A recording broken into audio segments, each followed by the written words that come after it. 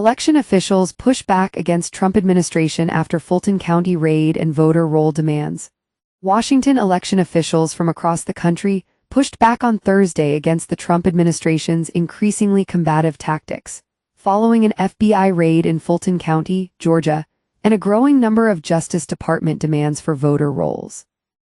When election officials convene in Washington, D.C., every winter, as they did Thursday, it typically results in congenial and bipartisan discussions with experts and federal officials on the voting process. But this year's meeting kicked off in a much tenser manner. The day before, the FBI conducted a search of an elections hub in Fulton County, seizing ballots and records related to the 2020 election. The county has long been a focal point of unfounded fraud claims from President Donald Trump and his allies. And it also came as dozens of states have been sued by the Department of Justice over their demands for unredacted voter rolls, with Attorney General Pam Bondi most recently tying that request to the federal immigration enforcement operation that's rocked Minnesota. Some of the state officials said these moves only serve to undermine Americans' faith in elections heading into the 2026 midterm and 2028 presidential campaigns. All those folks in Fulton County, whose work has been proven to be good, whose work has been proven to be solid over and over and over again, have to suffer the humiliation. How in the world is that going to change anything? How in the world is that going to make anything better? It's just not, said Arizona Secretary of State Adrian Fontes, a Democrat. Here we go again, added Michigan Secretary of State Jocelyn Benson, also a Democrat. The bottom line is the 2020 election was secure, it was accessible, and it was an accurate reflection of the will of the people. If there was any evidence to the contrary, we would have found it by now. Still, after years of defending American elections from attacks by Trump and his supporters, Benson said it steeled the resolve of state officials. State officials are really all we have left in terms of guardrails over these processes, she said.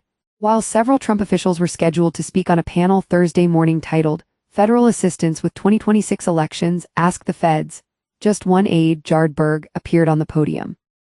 He talked up White House meetings and collaboration with states on election administration. The reception was icy. Dozens of state officials have refused to provide their voter rolls to the Justice Department, noting that state laws prohibit it and that federal officials have not said how the information would be used. Utah Lt.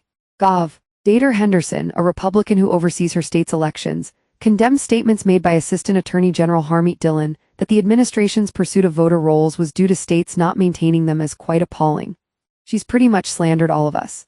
To me, that's problematic to publicly claim that secretaries of state are not doing our jobs and that the federal government has to do it, not okay, she said. Maine Secretary of State Shenna Bellows, a Democrat, said she wasn't invited to the White House for the discussions Berg had touted. The Constitution places the states, not the federal government, in charge of our elections and places Congress, not the president, in charge of making laws. How do you square the executive order with the Constitution and legislative arm? Bellows said. She referred to an executive order signed by Trump last March that attempted a major overhaul of American elections, requiring people to prove their citizenship when they register to vote, among other sweeping changes. A federal court blocked implementation of the order late last year. In interviews, several state election chiefs expressed concern about their degrading relationship with the federal government. Nevada Democratic Secretary of State Cisco Aguilar said the Trump administration was working to intimidate state election officials into compliance. They just used American lives to try and intimidate a state into providing certain information, Aguilar said. That is horrendous.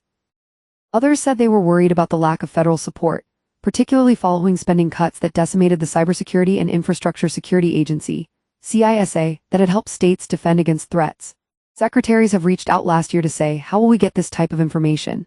We're still waiting for an answer, said Connecticut Secretary of State Stephanie Thomas, a Democrat. We have not had any cyber foreign interference briefing since last January. State election officials will have the chance to hear more from the Trump administration on Friday, as Attorney General Pam Bondi and Department of Homeland Security Secretary Kristi Noem are set to address the gathering. Several of the Republican officials present said they wanted more information about the FBI's search of a Fulton County elections facility, resulting in the seizure of 700 boxes, according to County Commissioner Rob Pitts, before weighing in. I want to learn a little bit more about what's going on before I comment on that, said New Hampshire Secretary of State David Scanlon. We have our own issue in New Hampshire where we're being sued for voter roll data.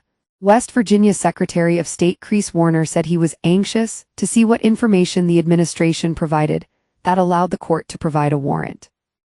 And Missouri Secretary of State Denny Hoskins said, if the FBI's come in, there must have been smoke there and questions they wanted to get answered.